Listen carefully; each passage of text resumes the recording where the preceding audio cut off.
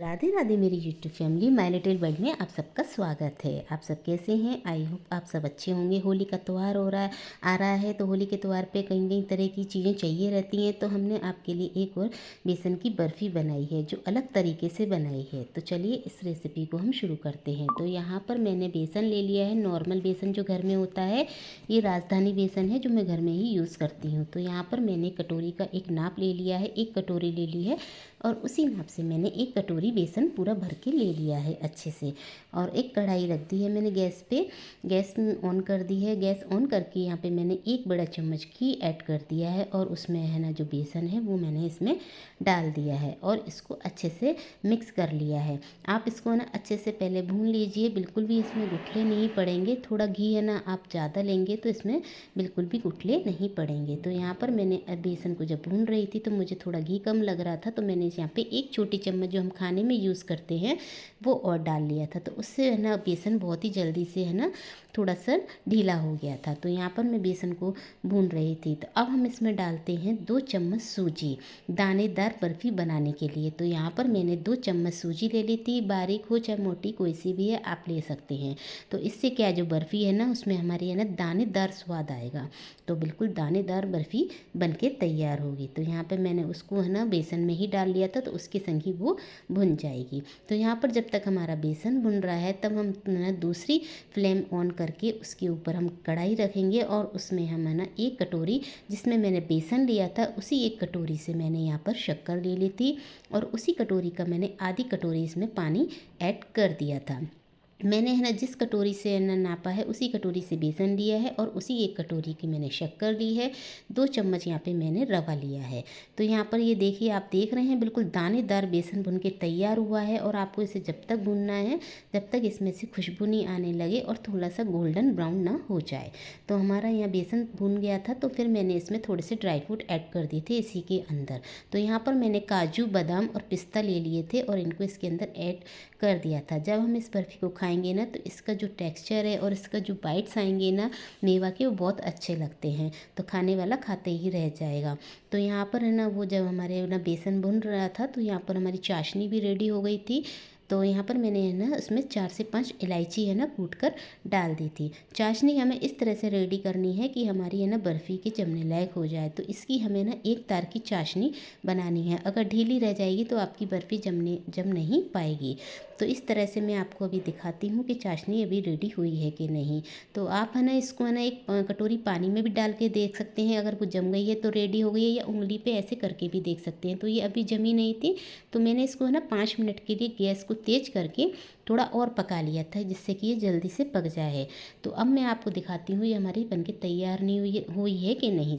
तो ये देख रहे हैं आप, बिल्कुल तार बढ़िया से खिंच के आ रहा है और तार है ना बिल्कुल खड़े होके टूट भी रहा है, मतलब हमारी चाशनी बनके बर्फ़ी के लिए परफेक्ट तैयार हो गई है। तो इसके बाद हमने जो बेसन और हमारे सूजी का भुना हुआ था वो मैंने इसमें ऐड कर दिया था और इसको है ना ऐड करने के बाद हमें है ना इसको अच्छे से चाशनी के अंदर मिक्स कर लेना है। गैस ऑन ही रखना है, बंद नहीं करनी है। जब तक ना चलाना है इसको जब तक ये हमारा थोड़ा सा थिक ना हो जाए। तो यहाँ है ना गैस चाशनी के अंदर इसको है ना अच्छे से भून लेना है। और आप ये देखिए बिल्कुल है ना बढ़िया से भुन गया है, सब चीज़ मिक्स हो गई हैं और धीरे धीरे है ना ये कढ़ाई में से है ना बैटर देखिए छोड़ने लगा है। ये देखिए अलग सा होने लगा है। तो अब हम है ना एक बर्तन लेंगे, उसमें हम है ना थाली हो या आप पे ट्रे हो कोई सी भी, उसमें थोड़ा सा घी से अच्छे से ग्रीस कर लेना है और है ना वो जो बैटर है वो इसके अंदर डाल दिया है। तो यहाँ पर मैंने ना ट्रे ले ली थी, उसको ग्रीस कर लिया था, उसके अंदर वो बैटर डाल दिया था। बैटर आपको है ना जितना पतला मोटा करना है आप उस हिसाब से उसको फैला सकते हैं। तो मैंने यहाँ पर बैटर को चम्मच से गर्म था तो चम्मच से मैंने इसको है ना थोड़ा आधे में फैला लिया था, क्योंकि ना थोड़ी बर्फ़ी तो थोड़ी थिक ही अच्छी लगती है। तो यहाँ पर ना चम्मच से मैंने इसको एक सा ऐसे कर दिया था जिससे कि जो ऊपर का टेक्सचर है ना बिल्कुल अलग सा दिखे, बिल्कुल जैसे है ना बाज़ार में है ना सोन हलवे की बर्फ़ी मिलती है ना बिल्कुल वैसे ही टेक्सचर आएगा। और खाने में भी बिल्कुल वैसे ही लगेगी। और यहाँ पर मैंने थोड़ी सी है ना इस पे है ना खरबूजे की मिंगी डाल दी थी। आप चाहें तो थोड़े से ड्राई फ्रूट है ना बारीक काट के इस पे डाल सकते हैं, पिस्ता डाल सकते हैं, वो भी बहुत अच्छे लगेंगे। लेकिन मैंने यहाँ मिंगी डाली थी। मिंगी से एक अलग ही दिखने में एक अलग ही बर्फ़ी अलग ही लगती है। तो यहाँ पर मैंने इसको हाथों से मिंगी को अच्छे से दबा दिया था और इसको है ना बर्फ़ी को भी अच्छे से सेट कर दिया था। अगर हमारी चाशनी परफेक्ट बन के तैयार होती है तो इसको जमने में ज़्यादा टाइम नहीं लगता है। तो मेरे है ना आधा घंटा मैंने इसको बस ठंडा करने के लिए रखा था। आधे घंटे में हमारी बर्फ़ी बहुत बढ़िया तरीके से सेट हो गई थी, बिल्कुल जम गई थी। तो चलिए अब हम इसको है ना कट करते हैं। और सॉफ्ट इतनी थी कि कट करने में भी बिल्कुल कोई दिक्कत नहीं आई है। तो मैंने यहाँ पर है ना इसको अब चाकू से है ना कट करने की तैयारी चालू कर दी थी। तो कट आपको है ना जिस हिसाब से भी करना है, छोटा बड़ा पीसेस जैसे भी लेने हैं आप उस हिसाब से कर सकते हैं। तो मैंने यहाँ पर है ना चौकोर चौकोर पीस लिए थे, क्योंकि बर्फ़ी के है ना मुझे चौकोर पीस ही ज़्यादा अच्छे लगते हैं और दिखने में भी बहुत अच्छी लगती हैं बर्फ़ी चौकोर में। तो यहाँ पर मैंने इसकी है ना चौकोर पीस छोटे छोटे काट लिए थे। आप चाहें तो इसको है ना थोड़े से है ना जैसे काजू कतली के पीस कटे होते हैं ऐसे भी काट सकते हैं, लेकिन मैंने इसके है ना चौकोर पीस काटे थे। तो इस तरह से ये देखिए बर्फ़ी हमारी कट के बिल्कुल बहुत बढ़िया से तैयार हो गई थी और बिल्कुल भी है ना कटने में बिल्कुल भी दिक्कत नहीं आई थी। तो अब मैं आपको ना एक पीस इसका ना निकाल के आराम से दिखाती भी हूँ। और बिल्कुल देखिए बिल्कुल चिपका नहीं है ट्रे में एक पीस भी।